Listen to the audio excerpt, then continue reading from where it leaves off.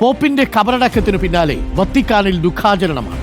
Saint Mary major ബസീലിക്കയിലേക്ക് വിശ്വാസികളുടെ പ്രവാഹമാണ്. ഇന്ന് പ്രത്യേക പ്രാർത്ഥനകൾ നടക്കും. പുതിയ മാർപ്പാപ്പ ആരെന്നതിൽ ആകാംക്ഷ തുടരുകയാണ്. കോൺക്ലേവ് തുടങ്ങുന്നതിൽ ഇന്ന് തീരുമാനമുണ്ടാകും. വത്തിക്കാനിൽ നിന്ന് പിയാ സുനിൽ തയ്യാറാക്കിയ റിപ്പോർട്ട് ഒന്ന് കണ്ടു.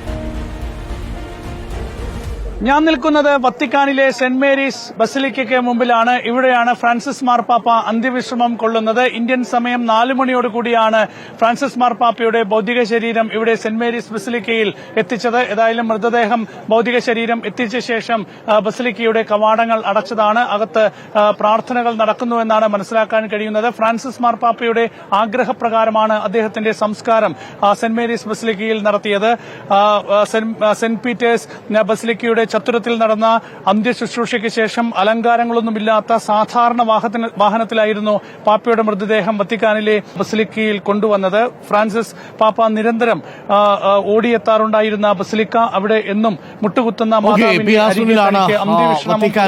വിവരങ്ങൾ നൽകിയത്.